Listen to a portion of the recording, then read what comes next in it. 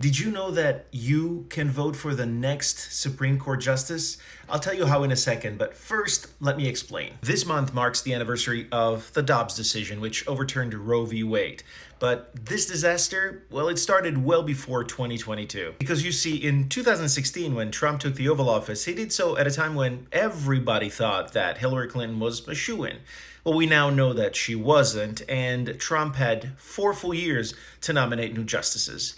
3 of them, in fact. And during that same election cycle, Americans voted a Republican majority in the Senate, in some instances by just a handful of votes. And that is, in a nutshell, how Amy Coney Barrett, Brett Kavanaugh, and Neil Gorsuch ended up being confirmed, giving the bench a 6-3 conservative majority. This is why Roe v. Wade came to an end. This is a bench that decides against women's basic rights, a bench that all too often allows the Bible to guide its decisions. But as importantly, let me remind you that this is a conservative majority bench that has made it very clear that they feel more must be done to turn back the clock on American freedom. Same-sex marriage, access to contraceptive, voting rights, they're all on the chopping block, just like reproductive rights were at a time when this guy said that Roe v. Wade was settled precedent and settled law. Now stay with me because I'm going to tell you how you get to decide who the next justice is. Let me also remind you that this conservative majority bench harbors certain individuals that have pretty much openly supported the events of January 6th.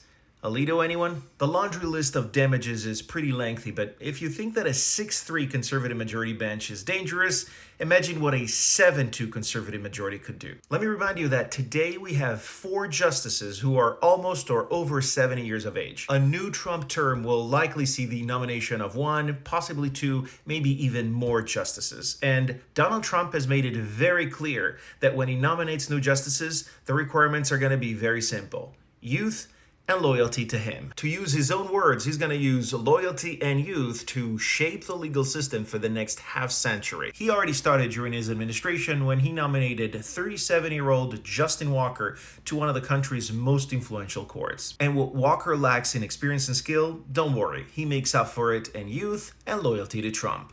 Choices like General Flynn and Steve Bannon prove to us that his requirements are allegiance to Trump and not to the country. Now, take that and apply it to the Supreme Court. That is quite simply a recipe to destroy rights and destroy lives. Lives like that of Kate Cox, who risked to die and had to escape the state of Texas where doctors weren't allowed to perform life-saving procedures, but the law mandated that she carry that dead fetus to term. Gut-wrenching stories like that of a 13-year-old girl who was forced to suffer harrowing pregnancy because of a law that favors religion versus basic human rights. There is only one thing that stands between true democracy and a Supreme Court that is willing to let stories like this continue to happen.